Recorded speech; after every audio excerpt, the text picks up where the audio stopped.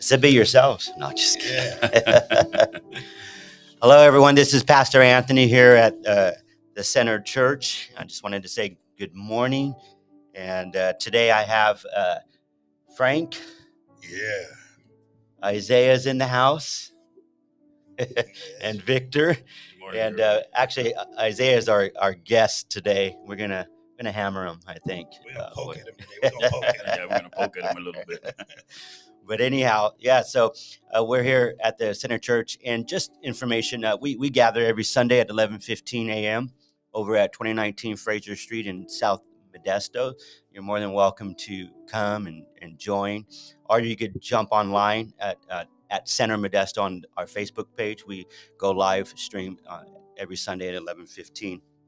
And then anyhow, so this morning we just wanted to talk and be with Isaiah and learn a little bit about him as an individual. But before you get started, I remember last week we had talked about briefly, how does a church practice presence in communities, and what does that look like? Specifically, perhaps I used his word, forgotten neighborhoods. Just what comes to mind. And anyhow, so we'll talk about that in just a moment. In fact, let's just kind of brainstorm. When you hear the word presence and then church sort of combined together, what do you think that would look like in neighborhoods? Go ahead. Reaching out to your community, not just showing up, not just being open on Sundays, but being open to the community, to the people in your neighborhood. Like right here in South Modesto, we got just within a 5-block radius, we got like 4 churches that I never ever see anybody at. You know what I mean? There's one down the street, and they do things every once in a while, but being consistent, staying open, where the community could, if somebody needs help, if somebody needs prayer, they could come to the church and, talk to a pastor or talk to somebody here and be able to, to assist your community. Yeah. Be accessible. Yeah. Okay, that's a good word. Accessible. You're here, somebody needs something, or, you're open, if they see that your car's here, Anthony, you can come, or if they see us over here, they can come and talk to us.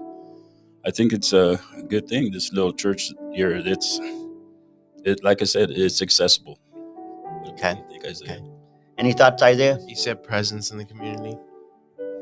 Yeah, I think a couple of things. I think a lot of times churches consider presence in the community as if you have a banner up, if people see you. And I think the opposite. I think it's actually communing with the people that live in it, Yes. right? And that's a deeper and more in-depth relationship that you have, not only with the people that go to your church, but the people that live amongst the community that you're trying to impact. Yeah, that's good. So I think that's what presence in the community looks like.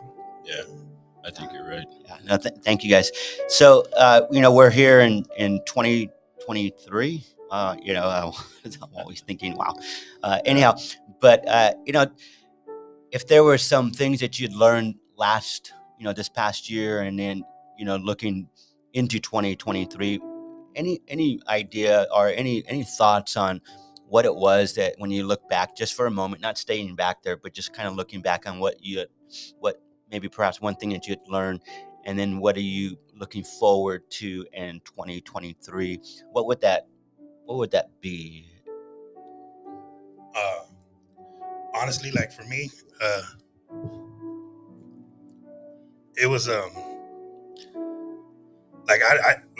was raised and grew up in this neighborhood, you know what I mean? And to me at first, when I began to get saved and began to, serve the Lord, I was trying to stay away from the neighborhood, you know what I mean? Because I felt like, hey, you know what, I needed to get away. The Lord separated me from this place, and then I need to stay away from it, Yeah. But that wasn't the thing. Like, it's crazy how the Lord just pulled me right back to, where he pulled me from to snap me into reality and to pick me up and put me on my feet. And on the right path of righteousness, and to bring me back to the place he saved me from, Yeah. to reach out. You know what I mean? Yeah. So like, now that my eyes are open and I see this, I've learned that this is where I need to be at right now.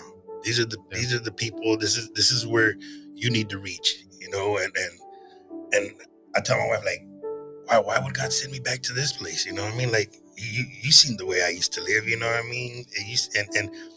And she told me the other day, she goes, because those are the same people that you need to reach, the same people that you were running around with, the same people that you were in your mess with that are still in their mess. Yeah.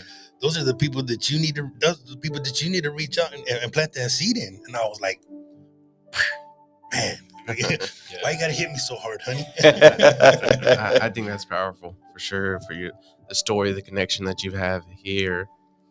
I think of the question that you asked before, Pastor Anthony. Frank had presence in the neighborhood, you know, and now it's a different type of presence, and I think that it carries more weight, it carries more power. Anything that you do with Jesus does that, and so it's a different angle, you know. And now it's time to have a different type of presence with that, you know. Hallelujah. Yeah. You know, I feel pretty good about just that you guys being here. You know, Isaiah, Frankie, the pastor. I mean, this community is thriving. You know, it's just I feel proud of you guys. I mean, I really am. You guys are serving the Lord, and you know, in this little community that, like you said, has been forgotten or whatever, but it's not forgotten. You know, there's a lot of good people here. Yeah.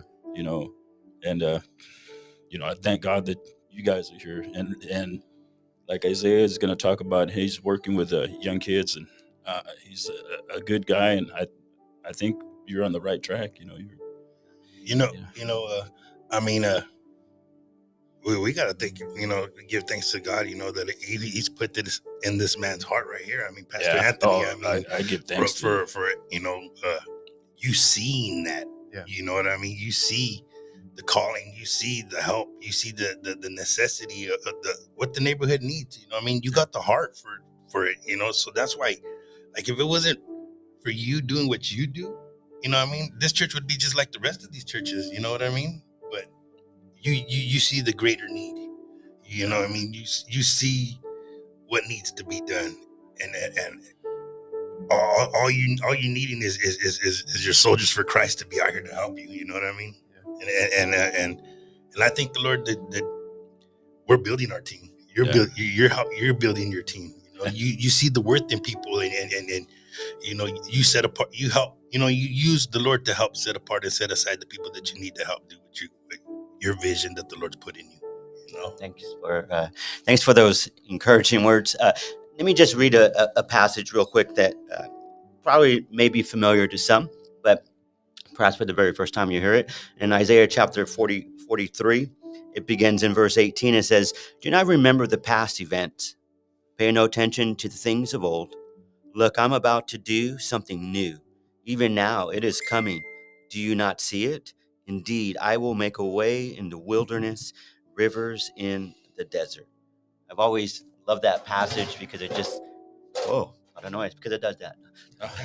But the fact that you know, we could, if we're paying attention, we could begin to see that the Lord is really doing something new. Yes.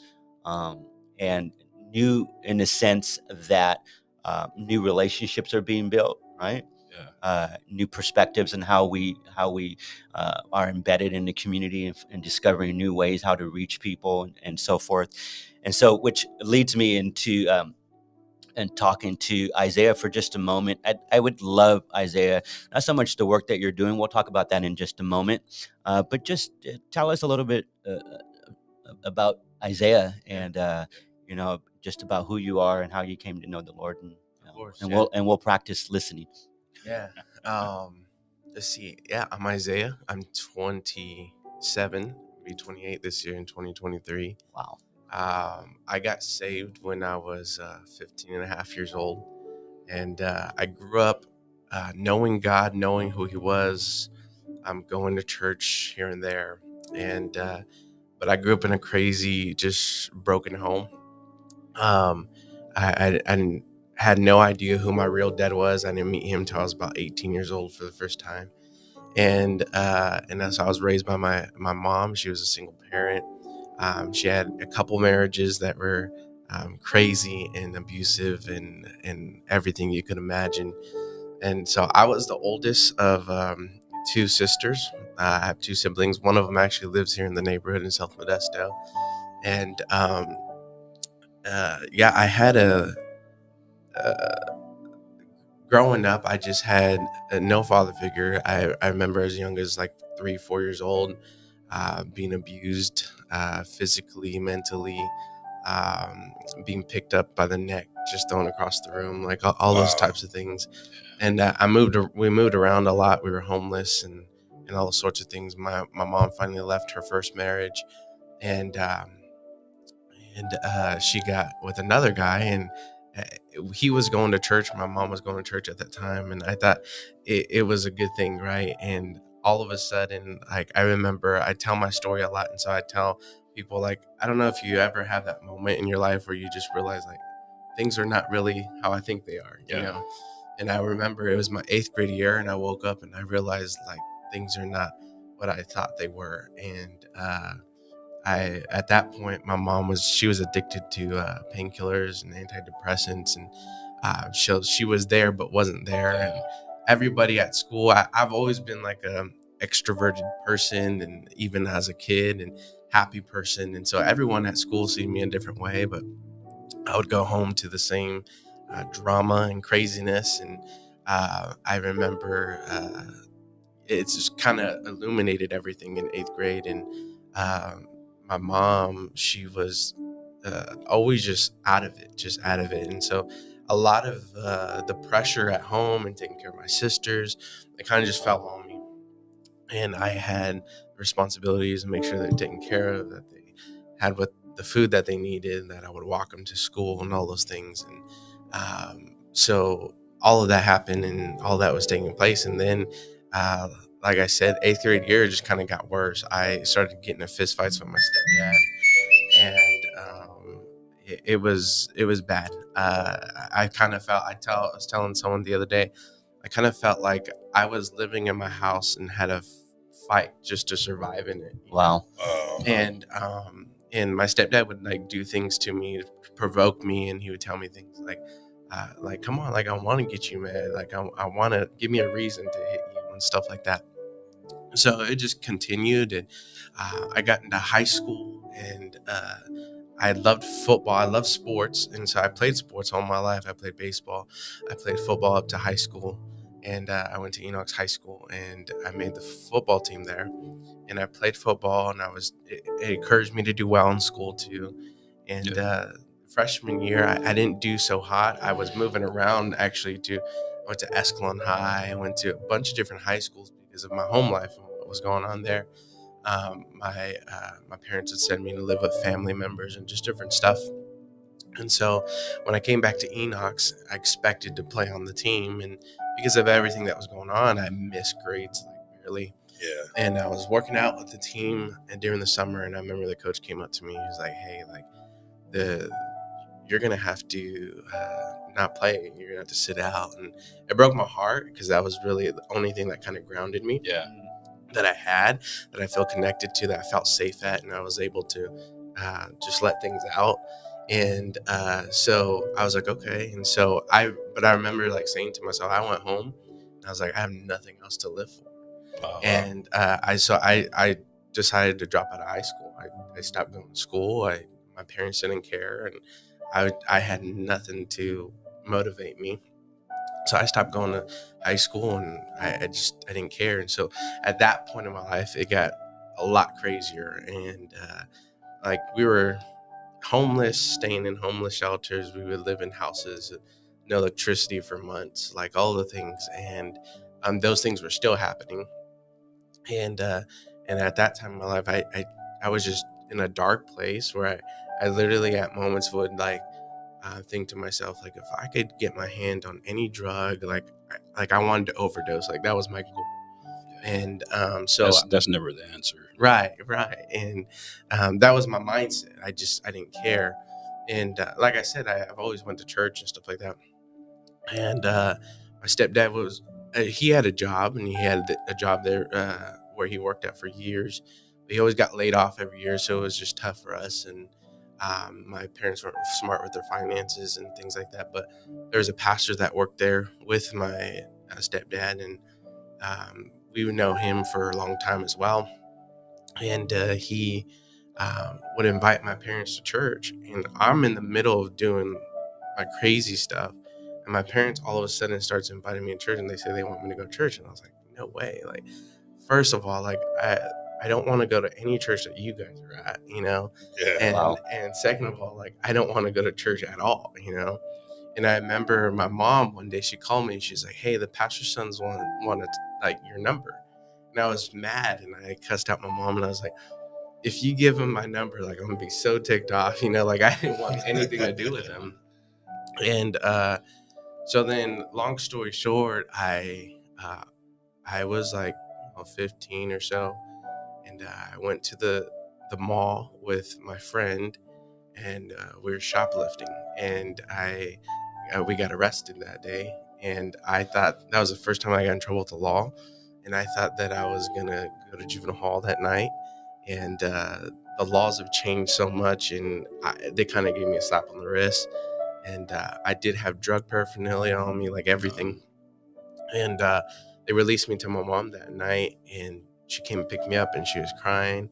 And I remember my mom was like crying, and she was asking me like, why would you do something like this? And I was so angry at her. I was like, Right. you're the reason why I did this. Yeah. Wow. Yeah.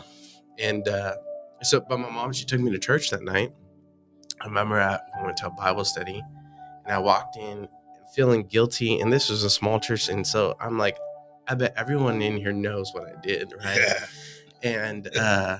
And sure enough, because of course, like, I go up there and everyone wants to pray for me, and all that stuff. So I was like, Yeah. everyone knows what I did. And that's kind of like where my journey began with Jesus. Like, I kept going to that church and things like that. And I don't know if they tricked me or what happened. No, I think No God was trick. for sure like touching my heart and get a hold of my Yeah. heart slowly but surely. I remember at that point in my life, my parents, like, I tell everyone, like, my parents were never parents, but at that point in my life, they were. Wow. And I remember I was grounded, I took away my phone, I didn't have nothing. And I was a high school dropout, so I had no friends, I had nobody to hang out with or things to do. And the people at the church were just like open, with open arms, or like, hey, like, come to youth group, and they would come hang out with me. And I remember one time I was so bored at home, I told my mom, I was like, hey, you think I could call the pastor's sons over and we could like play Xbox? She's like, yeah. So they came over and they brought pizza. I remember that night they brought pizza and stuff. And like from that day forward, they just kind of took me in and took me under the Amen. wing and stuff like Amen. that. Yeah, exactly. And so, I mean, they walked me through a lot of hard things, and like letting go of my drug use and all those things. And they kept inviting me to youth group, and I was like, I don't want to go to youth group. And finally, I went one night to a youth service, and I remember sitting in the back, and I was like, this is not going to help me. And I had all that mindset, and I remember sitting through the whole service, and then altar call came. And I remember telling God, if you're real and you want me to change, then I need some proof tonight. Like, I need you to come and change my life. And I remember, like, I walked up to the altar, and I just started crying, and I didn't get up from that place and for a while, and the service was already done, and they had came and like, hey, like, the service is done and stuff. And from that moment forward, I tell people, like, my life was changed forever. When I got back up, I was like, all right, whatever I experienced, whatever I felt, I want to pursue that. I want to know what that Come on, was for somebody. myself, And so that's what I did. I just kept pursuing that. I remember my parents went back to the same old thing. They stopped going to church. I kept going to church. My household was the same craziness, and I kept pursuing Jesus, and I kept figuring out who that was for me. And that was at 15 and a half years old. And so, yeah, it was just the same craziness, but it was hard. It was hard because I had no support. My stepdad he was bad on drugs.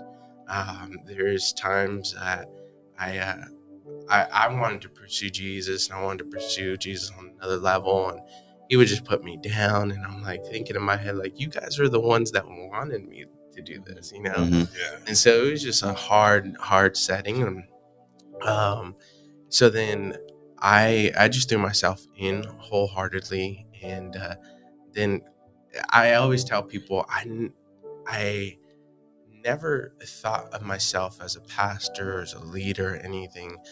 Then when Jesus saved me, it gave me new purpose, and I realized, and I was like, and it wasn't even that like I wanted the leadership. I just wanted to help people. I just wanted to do what Jesus did for me, and so it gave me a new purpose, and I started pursuing that and what that looked like, and going to different leadership classes and things like that. And then at 17, essentially, I started diving into ministry, and things were still crazy at my house. At that point in my life, my sister that lives here in the neighborhood, we found out she was 14 and she was pregnant. And at that same day, my mom told me, "Hey, we're losing the house, and we have somewhere to go, but you got to find somewhere else for you." Oh, And so I was like, "Okay." And at that time, I'm back in school. I'm trying to finish my high school diploma. I'm going to church. I'm trying to do everything right, and Thank you, Jesus. and all these things were just like getting piled on me. And I'm just thankful for the community that I had around me, that supported me, that was for me, that got me. I remember people that would take me to school and drop off my schoolwork and all those things. And so I graduated high school, and I was living with a lady from our church, and she was a single parent, 4 kids herself, and she was like, "Hey, like, I know your situation, but I don't have a room for you, but you could sleep on my couch." And I slept on her couch. And right out of high school, I got a job at Walmart.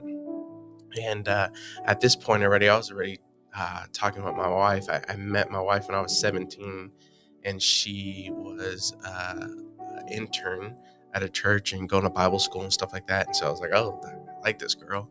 And she wanted to do a lot of the same things I wanted to do. And so, yeah, I graduated high school and I got a job at Walmart, and I just kind of started my life from there, and tried to build a life for myself and try to build what God had given me, and I continued to pursue Him. And my wife and I got married when I was 19, and she was 20, and so we're going to celebrate 8 years in April here. Oh, congratulations. But yeah, that's like in a nutshell, like just a lot of the things that I had experienced. And I think my wife always tells me, like, when I tell my story, I never say the good things that have happened. And there's a lot of good things, but I also think my story is still being unfolded. Yeah. Like I still I don't have the relationship that I'd like to have with my father. Like, and I know who he is, I know where he's at, and I don't have that. My stepdad and I, like, we talk, but I don't. I keep a distance, and my mom, I'm super proud to say my mom's been clean and sober for a good 6 to 8 years now. man. Praise And God. Thank you. I it's a total difference. I tell my wife all the time, like, I feel like I can enjoy my mom. I feel like she's present. I feel like when I tell her things, she remembers. I feel like when I have conversations with her, she's there, And so it's a different phase of life that I've been able to enjoy my mom at a different level, And so, yeah, I guess, like, my story continues, and I've been like a father figure to my sisters, and so it's weird. Their kids call me Papa, like I'm a Oh, grandpa, that's nice. like it's weird. They tell me Happy Father's Day. They give me gifts and stuff like that. So it's weird because I'm young, and I'm like, this is a different type of vibe or season, And so, yeah, that's pretty much like my story in a nutshell. I'm just grateful. Well, no. Thank you. That's Yeah. just being able to listen to your story always reminds me, at least, and I'm sure, and it's part of the model that I have seen with City Life and Youth for Christ. That story, right? Everybody has a story, and it just allows us to know that these stories exist right in this neighborhood too as well. Yeah.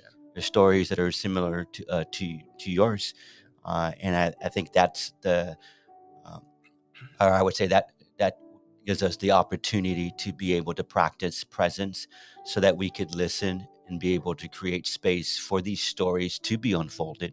And then coming alongside and being able to encourage and just like how you discovered support in some manner, individuals that would walk with you and be a part of your journey, even as it still unfolds. So here at the Center Church, we value uh, practicing presence, and one of the things that we do is utilize the space that God has given us, because we sense that it's important for us to be embedded in the community. So we have different organizations that share space here for that purpose of creating opportunities for individuals to grow, to be empowered, to all of that. And part of that is Isaiah and City Life. And so just share with us or highlight, what that looks like. I know you guys are here every Thursday. You could chime in too. I know you're a part of that team Yeah. with Mackenzie and so forth. But what would be what's the purpose of City Life being a part here in the neighborhood? Yeah. Well, so first of all, yeah, Youth for Christ has been in the community for over 76 years, and we pride ourselves in the work and the good work that we've done, and the reputation that we have and things like that. But City Life comes from one of the ministries that we provide at Youth for Christ, and I love it because we search our mission. The Youth for Christ mission is simply this: is that we search for lost 11 and 19-year-olds in every people place and every people group. And I love that because uh, I we don't want people or kids that are already going to church. Like, we were looking for kids that have no interest even in Jesus yet, and we want to And um, intersect their lives and be there for them, and create space for them to have healthy relationships, and begin there, and look at the holistic for a person, and supporting them in that, and then including Christ in that as well. And City Life is a neighborhood outreach that is done weekly here at the Center Church, and we just launched another outreach in East Modesto last night. Come on, somebody. And pretty much what it is we just try to make a bunch of noise, invite kids to come hang out with us, and create a safe space, and then introduce them to Christ. And our Youth for Christ emblem is 3 circles. It's the best way to explain it. Simple way is that we all have stories, and God's story is that He came and died for us, right? And so He intersected our lives by dying on the cross for us. And when we accepted that, we have a story as well, and then other people that have not yet accepted or have been intersected yet, we could go and invite those people into our story, and sharing our lives with them, and sharing what Christ has done for us. And so a simple form to explain that that's pretty much what it is and what we do. City Life was created to be a holistic ministry, to be in a neighborhood, to raise up indigenous leaders, people like Frank that come from the neighborhood, to pour back into the neighborhood that he came from, and to impact it. So we had a long journey of City Life was here actually 12 years ago, right here in this building, that we get to do every week. And Youth for Christ, it went away for a certain amount of years. I had a lot of passion to bring that back. And I remember I got sent to Denver for schooling for Youth for Christ. It was like ministry schooling that they sent us to. And I was there for 16 days, and it was a long time. And so I'm an extroverted person. So usually when I'm alone for that long, I get into crazy thoughts. Yeah. And when I came back, I told my boss, Ken, I said, dude, I want to bring City Life back. Like, that would be super cool. And at the time, I was doing campus ministry stuff. And I said, dude, neighborhood stuff is my itch, dude. Like, that would be dope to do. And he was like, yeah, dude, like, we'll pray about it. Like, it has to be God, and stuff like that. And I was like, all right. And I kind of felt like he kind of brushed it off. And I was like, okay, this is like in 2020. And so much happened in 2020, even within our organization, the world, and everything. Then at the end of that year, um, uh, I just kind of felt a shift and a stir, and I knew something was different.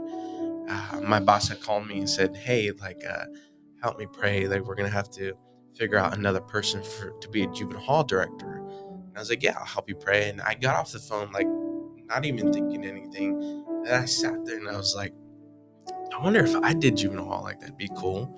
And I told my wife, I said, "Hey, like, what do you think about me telling Ken, like, I'm interested in juvenile hall?"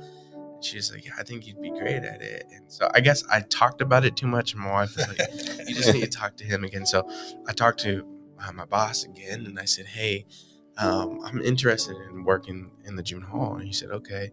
He's like, "But listen, like, I want to pray about it." This was like November of 2020. He said, "Let's pray about it.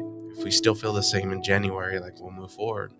And so January 2021, he pulls me into the office. He's like, "What do you feel?" And I said, "Dude, I'm fired up. I still want to do this." And he said, "Okay, cool." He said, "Well, this is what I want you to do." He said, "I want you to take over juvenile hall, but I also want you to figure out how we could include the neighborhood piece into that, and figure out how we could merge the two together, the neighborhood and juvenile hall piece." And he said, "So that way we could be in neighborhoods and have work being done in the neighborhoods, and hopefully some prevention work, right? That we meet kids that from the juvenile hall that have sisters or brothers and stuff like that, that hopefully we intersect their lives and they never end up in facility, right?" Yeah. Or vice versa. We're creating a safe space for these juvenile hall kids that are coming from these neighborhoods. Hey, come hang out with us on Thursday night. Come have dinner with us. Like, these are safe spaces, right? And so essentially that's our model, what City Life is and what we do. But at the same time, we're not here just for kids that have been incarcerated, but we're here to reach a neighborhood, to have a presence in there and say, you could find us in a juvenile hall. My boss always likes to say, like, I want kids to know that we're the same people on campus, in juvenile hall facility, and back in the neighborhoods. Like, there's no escaping us, like, Yeah. like everywhere you go, we're gonna be there. That's right. So essentially, yeah, that's the goal. That's awesome. So, as we get ready to wrap up, just a few thoughts or a few things that I'd like to ask. So what did you guys hear?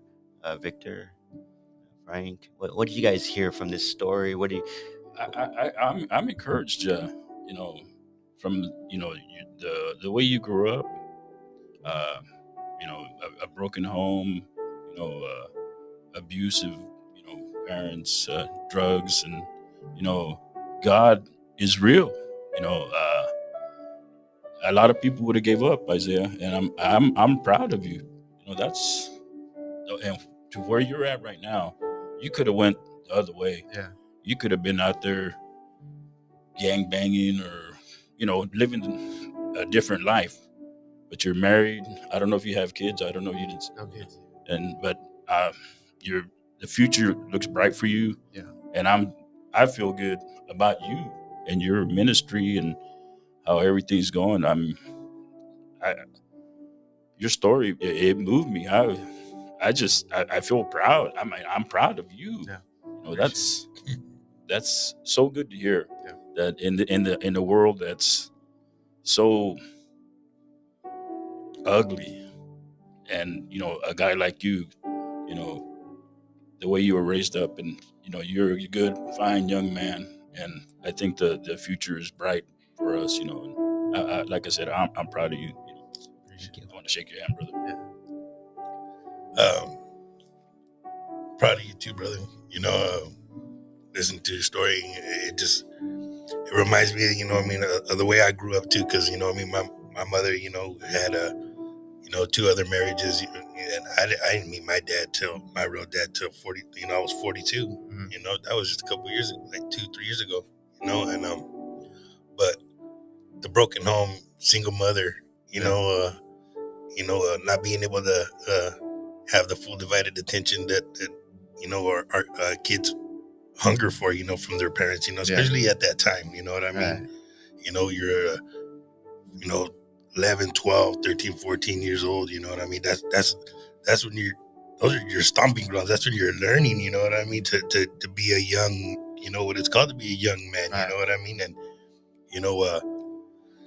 we hunger for that, for our father figures, as well, you know what I mean? To teach us, hey, to wash yourselves right, you know what I mean? How to shave, wear deodorant, comb your hair right, you know what I mean? That right there, it makes me realize, what we do for city life, you know what I mean? It's something awesome and it's special and it's a necessity and it's needed, you know what I mean? Because these kids, just like we were in an identity crisis, you know what I mean? And these kids, they're in an identity crisis, you know what I mean? And you know, what better thing can we do, but offer them Jesus, bro? You know what I mean? Show them that there is that rose that can grow from the concrete. You know what I mean? And it's a special thing to be able to be a part of that. You know what I mean? And to realize, and me and my wife, we were so thankful and blessed, brother, that you guys put us on the team. You know what I mean? You and Sister Mackenzie and and Pastor Anthony as well. You know what I mean? Like it's awesome to be a part of that. You know what I mean? Especially where we come from. Yeah, you know what I mean? Because we could see it. Yeah. You know what I mean? And we know, like, hey, you know what? This person needs help. Yeah. This kid needs a lifeline. You know what I mean?